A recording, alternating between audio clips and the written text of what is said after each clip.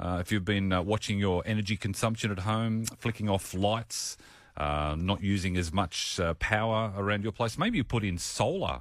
The future of a proposed battery energy storage system at Plaistow now rests with the state government. Massive story today. Yesterday, the member for Moranny, Glen Kelly, announced that the project had been called in.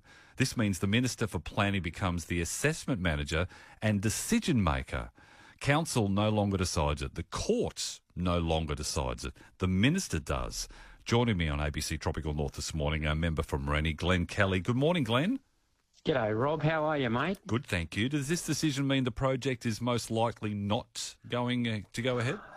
Oh, look, Rob, no, not at all. But it just means that the Premier has the final decision. But, you got to look at this project. Let's go back to the start. So these developers, I think they had one information night up at Walkston. And I think when they put their application into council, they had the federal member as Andrew Wilcox, who's the federal member for Dawson, and we had the state member Julianne Gilbert, who is no longer with us in the electorate of Mackay.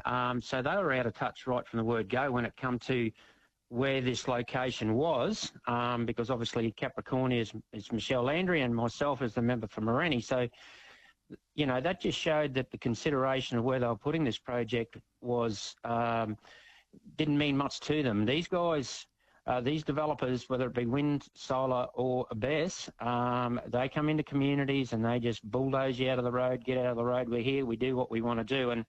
And this has been recognised with this project because Blay has recognised it because there were 733 submissions that were received for the proposed calling, of which there was only 3 against the calling. So that tells you that's 95.5% said that they wanted the project called in. So the community had their say.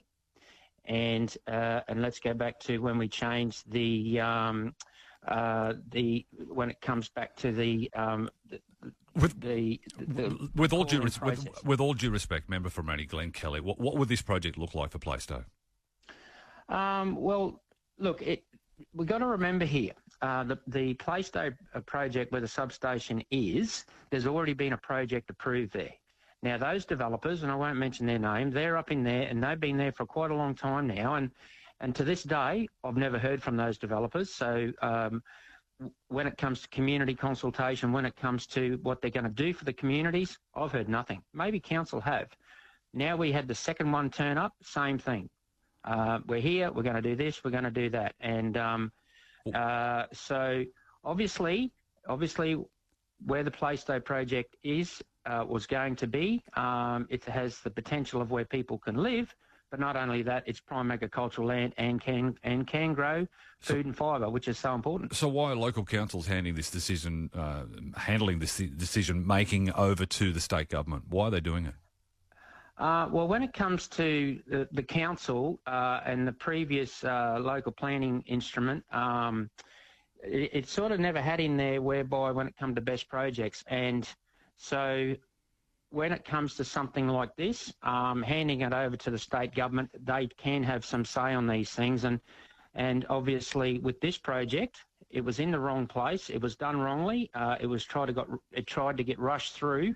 When we changed the laws or changed the legislation with best projects last year on the 12th, this project actually got submitted before our changes to the best planning approvals. And so they tried to sneak it in and 2 days before we changed those approvals. So that certainly was a red flag. And so that meant that I wrote a letter to the Deputy Premier about this project, and because I was concerned about it, and so did council, and here we are now. Not only the proposed, we had the proposed Plaistow battery call in, but now it's been finally called in by the Deputy Premier, and he'll have the final say. But surely a battery system, a battery energy storage system, is good for security for power supplies for the state, surely?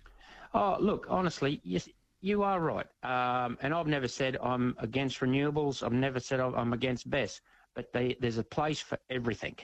And You start going putting renewables in and around where people live or have the opportunity to live or where prime agricultural land is, especially when it comes to solar. That seems to be a big issue at the moment. But I think that just shuts down opportunity. And like I said, there's a right place for everything. I'm just going to think quickly here.